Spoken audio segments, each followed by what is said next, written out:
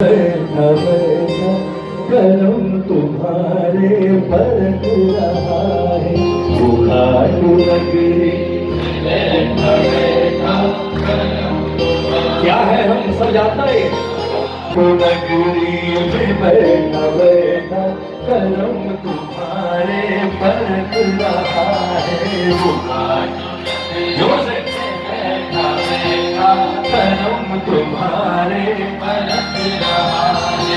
छुपा लो पर्दों में चाहे जितना, छुपा लो पर्दों में चाहे जितना, छुपा लो पर्दों में चाहे जितना, छुपा लो पर्दों में चाहे जितना, घड़ी घड़ी वो तिलक रहा है घाटू नगरी में बैठा बैठा करम तुम्हारे बरत रहा है। जो करना है कर लो, जो मौज लेनी है ले लो।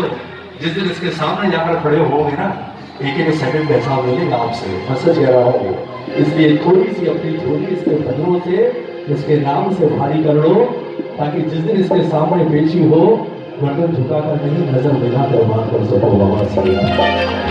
इसलिए कहता हूँ गालो कुछ नहीं रखा, कल सुबह का पता नहीं है चाय पियोगे या नहीं पियोगे। ये गारंटी सिर्फ ये ले सकता है। हम अपने घमंड में घूमते हैं मैं ये मैं ही रावण को ले लूंगा।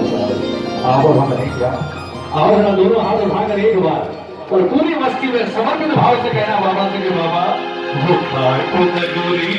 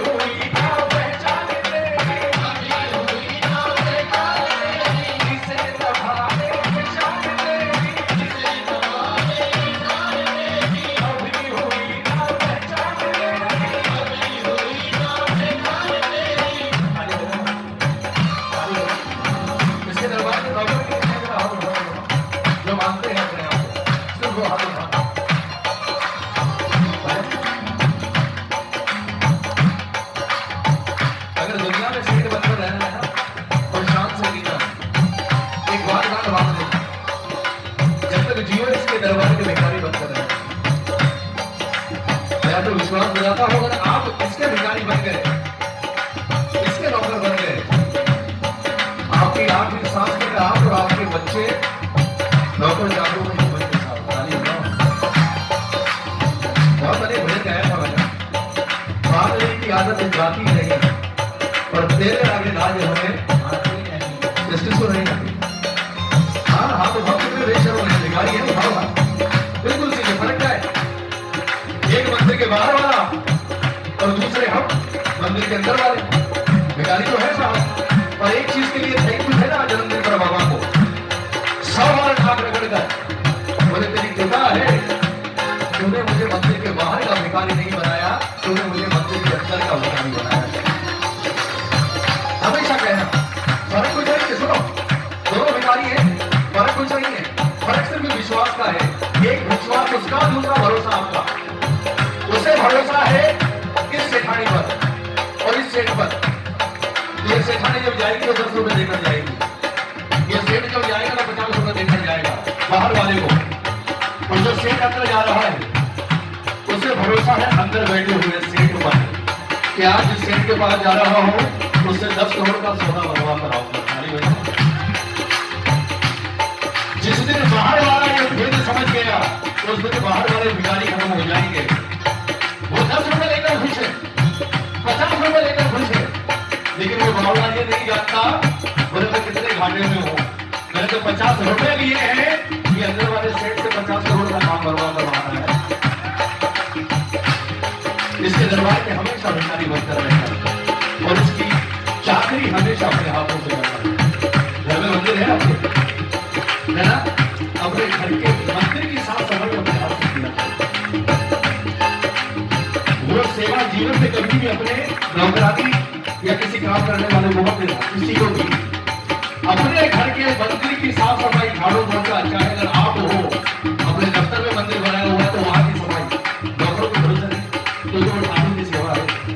और आपके घर के मंदिर की सफाई कितने भी नौकर हो, आपके नौकर बनकर अपने हाथ में बैठा, क्योंकि इसका एक उसूल है जिसके दरबार में बैठे हो। ये जब आपके बोलता है और उस वक्त इसकी आंखों के सामने जो इसकी सेवा करता है इसके दरबार में वही ले जाता है। आपके घर की सारी समृद्धि लेकर चला जाएगा, कुछ नहीं बचेगा आपके पास। जिस दिन आपके घर के मंदिर में कोई और प्रवेश करेगा, ये गलती कभी मत करना जीवन में, और ये महामंत्र है।